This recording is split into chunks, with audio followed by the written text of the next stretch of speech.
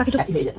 এবারে 10টার সময় বাড়ি আসার পরে তারপরের দিন বিকেলবেলা আবার মারতে গেছে, গেলে আমি ঘরে দরজা দিয়েছি, আমার পাইনি, মারার জন্য আর ছেলে ছিল বাইরে, ওদের ছেলে ছিল বাইরে। আচ্ছা আমি নাই পরের মেয়ে, আমি খারাপ, হ্যাঁ আমি মানলাম আমি খারাপ, আমি ভালো না। তা নিজের ছেলে নিজের সন্তান তারই সেই বাপ ভাইদের ছেলেদের নিয়ে কি করে মারলো, কি করে মারলো, এত মারা মারলো ছেলেটাকে, আমাকে নাপিয়ে এখানকার মাংস টাংসগুলো সব খসে পড়ার মতো, আঙুলটা এখনো পর্যন্ত এরকম ভাবে ভেঙে আছে, সোজা হয় না, এইরকম ভাবে মেরেছে, এইরকম ভাবে মেরেছে, এত মার মেরেছে ছেলেদের, আমাদের পাইনি ছেলেদের মেরেছে, মেয়েদের আমার সন্তান, যে আমাদের নিজেদের ছেলে নিজেদের সন্তান, সে এতকাল সংসার করে ছোট থেকে ভাইগুলো বড় করেছে, আর সেই ভাইগুলো বড় হয়েছে, কাজ শিখিয়েছে, খেতে দিয়েছে, পড়তে দিয়েছে, বাপ মা খেতে দিয়েছে, পড়তে দিয়েছে, সেই ভাই বড় হয়ে এমন মারা মেরেছে। আর মুসলিম ছেলেরা 29 বছর বয়সে কেউ বিয়ে করে, 29 বছর বয়সে বিয়ে করেছে সংসার টানতে গিয়ে, আর সেই ভাইরা আজকে এই করেছে।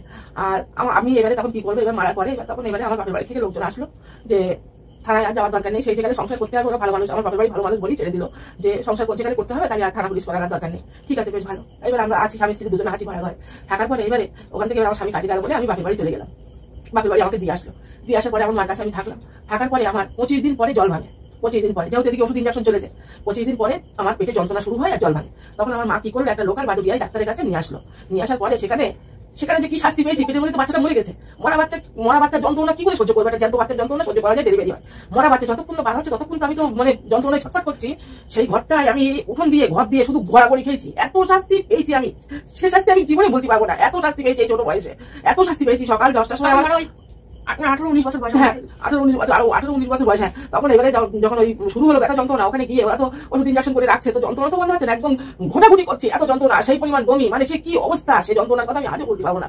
এবারে তারপরে সেই 10টা থেকে রাত 10টার সময় তখন আমি আর পাচ্ছি না, আমি আল্লাহ তুমি ওর থেকে আমার মরণ করে আমি মরে যাই, আমার বেঁচে থাকার দরকার নেই, এই বয়সে যেখানে এত কষ্ট মরে যায়। এবার 10টার সময় সেই বাচ্চা ডেলিভারি হলো, ছেলে হলো, আমার মা সব দেখেছে, আমার মাথার কাছে ছিল, আমার আর হুঁশ ছিল না, মাথার কাছে ছিল, সবার ছেলে হওয়ার পরে মনে করেছে ছেলে হলো, ছেলে হওয়ার পরে ডাক্তার তো দেখে অবাক, বলছি এ কি বাচ্চার সব থেতলা কেন, মুখে সব রক্ত জমা কেন, কারণ ওরা কিল ঘুষি মেরেছে, সেই সব রক্ত যেখানে সেখানেই জমে গেছে, সব কিল ঘুষি কেন, সব জমা কেন, সব রক্ত জমা কেন, এতে এক্ষুনি কেস হবে, পুরো একদম পুরো মার্ডার কেস হবে, মার্ডার কেস হবে। ভাবো একটা পৃথিবীতে একটা অনাগত সন্তান যে পৃথিবীতে আসছিল, তাকে তারা খুন করেছে, এটা ডাক্তার বলেছে মার্ডার কেস হবে। তো আমরা একটা সদ্যজাত বাচ্চাকে এতজন মিলে খুন করেছে। আমি আচ্ছা হ্যাঁ আমি খারাপ মানছি, আমি খারাপ, আমি ভুল কথা বলে ফেলেছি, তোদের বাড়ির পক্ষ নিয়ে একটা ভুল কথা বলে ফেলেছি, তবু তোদের বলা কি ছিল, উচিত কি ছিল, ছেলেটা ডাকি ফোন করে ছেলে বাড়ি আসুক, তোরা শ্বশুর ঘরের মধ্যে কথা আলোচনা কর, 2-4 চাপড় শ্বশুরা মারতেই পারে বউ মেয়ের মতন, তোরা মা তা না করে তোরা আজকে এই অবস্থা আমাদের করেছিস, করার পরে এবার থেতলা, এবার ডাক্তার বললো যে এক্ষুনি এই প্রেসক্রিপশন নিয়ে থানায় চলে যাও, পুরো কেস হয়ে যাবে ওদের।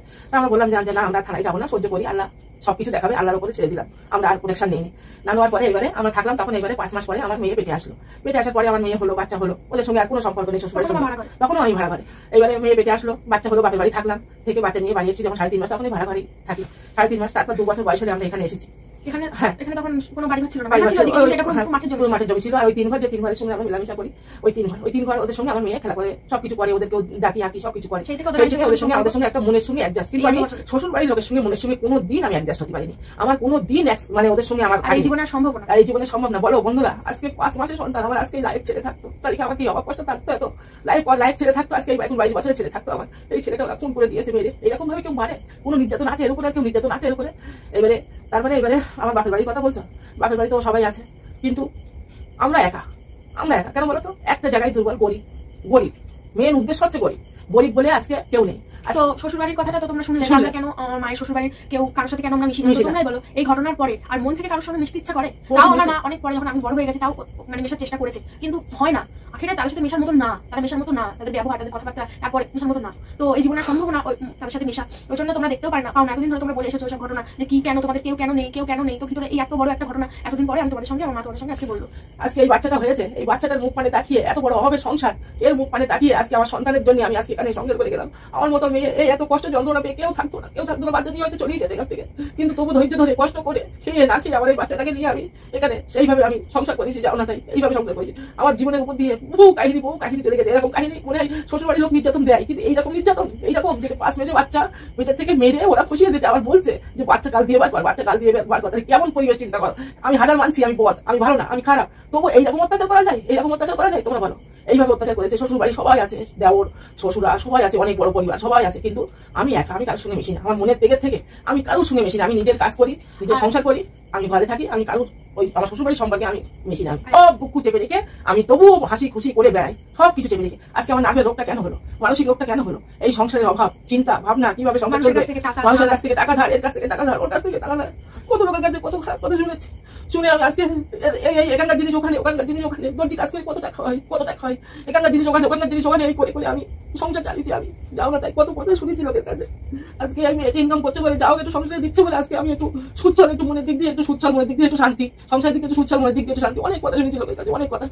তো তোমরা আমার মেয়ের পাশে থাকো, মেয়ের পাশে থাকো, সাপোর্ট করো। আমার মেয়ে যেন আরো উন্নতি করতে পারে। আমি বহুত অবহেলিত, আমি খুব দুঃখিনী, আমি খুব দুঃখিনী মা, ওর খুব দুঃখিনী মা, আমি ওর খুব দুঃখিনী মা। তোমরা জানো না আমার জীবনে, আমি ছোটবেলার থেকে আমি এত অল্প বয়সে বিয়ে হয়েছে, আর আমি যে এত কষ্ট পেয়েছি জীবনে, ভাবতে পারি যে এই কষ্ট আমার জীবনে ছিল, আমার অপেক্ষায় ছিল।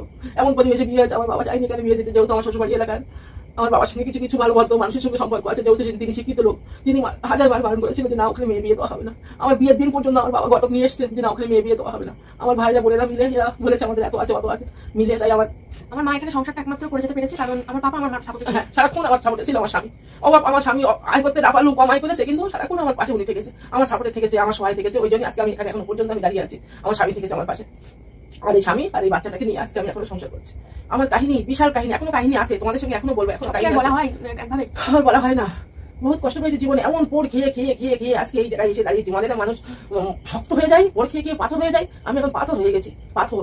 তবু তাই জন্য লোকের কথা কোনো কথা কান দেয়নি, নিজের ডিউটি করি, বাড়ি থাকি, আর কারোর কথাই আমি কান দেয়নি। কোথায় কি বলো না হলো, আমার মাঝে চাকরিটা পেয়েছিল সেই নিয়েও কত কেন চাকরি পাবে, কেন চাকরি হবে, কত নিজেদের সামান্য চাকরিটা, সামান্য মাইনে, যতই সামান্য মাইনে থাক, সেই মাইনেটাও প্রত্যেক মাস গেলে পাওয়া যায়, সেটাও তো সংসারের জন্য অনেক। আমার যখন ট্রেনিং শুরু হয়, ট্রেনিং এ যাই প্রত্যেকদিন, আমার মেয়েকে পাশের বাড়ি রেখে 5 বছরের বাচ্চা রেখে যায়।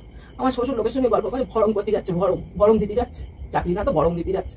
তো দেখো উপরওয়ালা ঠিক ছিল, আর আমি সৎ না থাকলে আজকে এই কাজটা আমি পেতাম না। আমি সৎ ছিলাম বলে তোরা আমার উপরে এরকম করেছিস, তার সত্ত্বেও আজকে আমি এই কাজটা পেয়েছি। দেখ তোরা এখন দেখ, কিন্তু আমার যা করেছে আমি জীবনে ক্ষমা করবো না। আমার শ্বশুর বাড়ির লোকেদের জীবনে ক্ষমা করবো না। ওরা আমার কাছে অন্যায় করেছে, আমি জীবনে ক্ষমা করবো না। শুধু তোমার কাছে অন্যায় করিনি, সেই ছোট্ট শিশুটার কাছে অন্যায় করেছে, ফোন করেছে, মার্ডার করেছে। আগে 22 বছরের আমার ছেলে থাকতো, 22 বছরের ছেলে। আমি যে কষ্ট পেয়েছি সেই সব কথা বলছি না, আমার বুক কাঁপছে, বুক ধরপড় করছে। মানে আমার সঙ্গে যে অত্যাচার হয়েছে, আমার বুক ধরপড় করছে, কাঁপছে। আমি ওসব কথা মনে করতে চাইনি, মনে করলে আমার নার্ভের রোগ খুলে ওঠে। আমি ওসব কথা মনে করতে চাইনি। শুধু বন্ধুরা শুনতে চেয়েছে বলে তাই বলি। হ্যাঁ, শুধু তোমরা শুনতে চেয়েছো কাকিমা, তোমার কাহিনী, তোমার গল্প বলো, যা হয়েছে আর কি করা যাবে বলো, তাই তোমাদের সঙ্গে বলে একটু শেয়ার করছি সব। এখন এই মেয়েটাকে নিয়ে আছি, আল্লাহ শরীর সুস্থ করুক।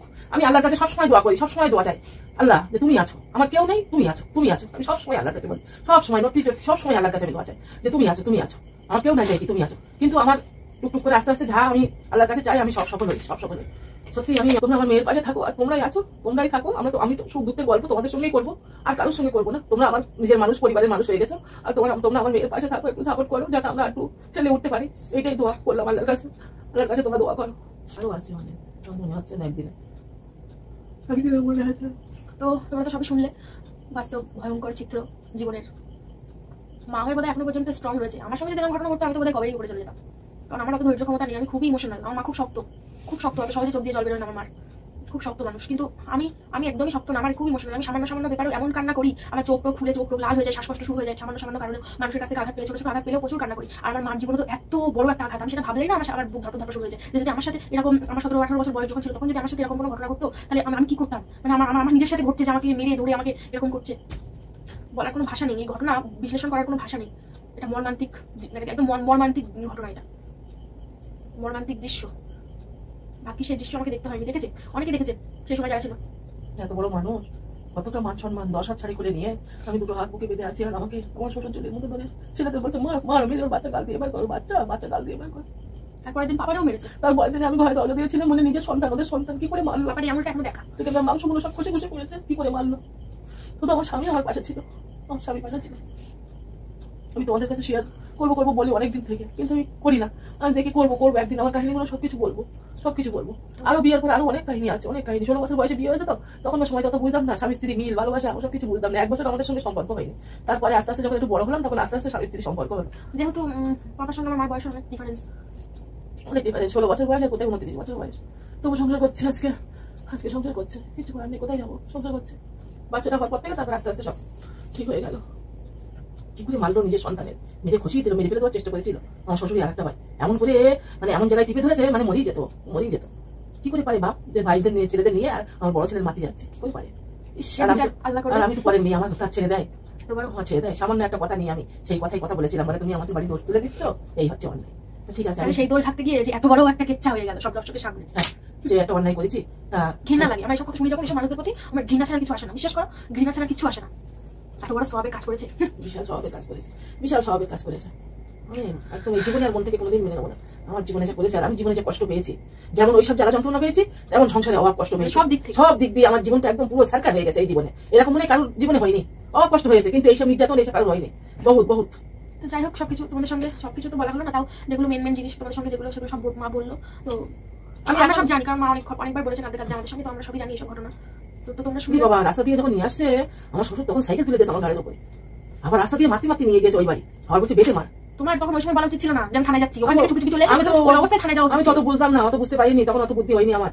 হ্যাঁ, যেই বলেছি বলে আমার শ্বশুর দৌড়ে এসে আমার গলাটা টিপে উঁচু করে ধরেছে। আমার এত মান মেরেছে, তার সত্ত্বেও আবার গলা টুকি ধরে উঁচু করতে দিয়েছে আমার শ্বশুর। শাস্তি তা আল্লাহর কাছে ছেড়ে দিয়েছি আমরা। আর থানা পুলিশ করিনি, মার্ডার কেস হয়ে যেত, ভিডিও বাড়ি জাতি হয়ে যেত, সব আমরা আর করিনি। যে না, এই বিচার উপর আল্লাহ করবে সব। আল্লাহ মানুষের বিচার তাড়াতাড়ি, আর আল্লাহর বিচার ধীরে ধীরে আল্লাহ বিচার করবে সব। চোখে দেখতে পাচ্ছি বিচার হচ্ছে, আস্তে আস্তে চোখে দেখতে পাচ্ছি সব। এখনো পর্যন্ত আমাদের প্রতি হিংসা, আমাদের উন্নতি দেখে হিংসা, বাধা সৃষ্টি করা। এখন আমরা একটু অন্যরকম স্ট্যাটাসে চলি, সত্যি কথা বলছি, আমরা অন্য স্ট্যাটাসে চলি। যেহেতু আমরা 5টা শিক্ষিত লোকজনের সঙ্গে ওঠা বসা করি, আমাদের একটু চাল চলন ধারণ অন্যরকমই তো হবে। বাপের বাড়ি একরকম শিক্ষিত ছিল, এখানে এসে আবার এই চাকরি পাওয়ার পরে আমরা 5টা শিক্ষিত মানুষের সঙ্গে ওঠা বসা করি, আমাদের একটু স্ট্যাটাসটা একটু অন্যরকম তো হবেই, এটা তো স্বাভাবিক। সেই ওই স্ট্যাটাস ওদের পছন্দ হয় না, যেহেতু ওরা তো নোংরা নোংরা, ওরা পছন্দ করবে কি করে বলো? ওই জন্য হিংসা করে আমাদের উপরে। তো চলো, ওই জন্য আর কাউকে আর একদম সবসময় নেই আমাদের জীবনে, কেউ নেই, একমাত্র আল্লাহ। কাউকে চাইও না, আর তোমরা আর আমি আর কাউকে চাই না, কোনো কুল থেকে, বাপের বাড়ি কুল থেকে বলো, শ্বশুর বাড়ি কুল থেকে বলো। আমরা হয়তো একাই থাকতাম, বিশ্বাস করো। এই শুধুমাত্র এই যে এখানে আসার পর থেকে, এই এদের বাড়ি 3 ঘরের সঙ্গে যবে থেকে পরিচিত হয়েছে, তবে থেকে আমাদের সেই দুঃখটা চলে গেছে। এই এরা সারাক্ষণ থাকে, কাকিরা বিটুরা সারাক্ষণ থাকে, সেই জন্য আমাদের সেই একা একা ফিল্টার হয়। ওদের তো আমি নিজের সন্তানের মতো করে করি ওদের, কারণ আমরা সেই ছোট্টবেলা থেকে একসঙ্গে মানুষ হয়েছি। আমার যখন 2 বছর বয়স এখানে এসেছি, আর টুকটুকির বয়স তখন ছিল 7 মাস, কৌশিকের বয়স তখন ছিল 1 বছর। তো চলো, সবাই ভালো থেকো। তোমাদের সঙ্গে শেয়ার করলাম, যতটুকু মনে হলো ততটুকু শেয়ার করলাম। আবার যেদিন মনে হবে সেদিন আবার শেয়ার করবো। যদি থাক বন্ধুরা, তোমরা ভালো থেকো, সুস্থ থেকো, আর আমি যাতে সুস্থ থাকি আল্লাহর কাছে দোয়া করব। আমি ভাবনা চিন্তা করলাম, কারণ এগুলো বন্ধুরা শুনতে চেয়েছে, তাই তুমি তোমার ঘটনাটা বন্ধুদের বলে। এই যে আমি ভাবনা চিন্তা করলে পুরো স্মৃতি মনে উঠে গেছে না, আজকে সারা রাত এই চিন্তা ভাবনা। না, কোনো চিন্তা ভাবনা দরকার নেই। কিসের জন্য চিন্তা ভাবনা করবে? তোমার সঙ্গে যেটা হয়েছে তার বিচার আল্লাহ ঠিক করবে। আমরা তো আল্লাহর কাছে ছেড়ে দিয়েছি। পুলিশ প্রশাসন করে তো মার্ডার কেস, খুন, এসব তো ওরা তো মার্ডার করেছে, ওরা তো খুন করেছে। আমরা যদি সেই বদমাইশ হতাম, তাহলে তো আমরা তো তরতাজা প্রাণকে শেষ করে, আমরা তো সেই পুলিশের সঙ্গে মেশা আমরা জীবনেও না। পুলিশ প্রশাসন নিয়ে তোদের তো ব্যবস্থা করতে পারতাম। তাহলে আমরা কেমন ধরনের মানুষ যে আমরা যে যা করুক আল্লাহর কাছে বিচার ছেড়ে দিয়েছি, তিনিই বিচার করবেন। এরকম বিচার করে ছেড়ে আল্লাহর কাছে বিচার দিয়ে দিয়েছি যে তিনি দেখবে, সময় আসলে সব দেখতে পাবো, দেখতেও পাচ্ছি সব, কিন্তু বলার দরকার নেই। চোখে দেখতে পাচ্ছি, কানে শুনতে পাচ্ছি, ওই শেষ।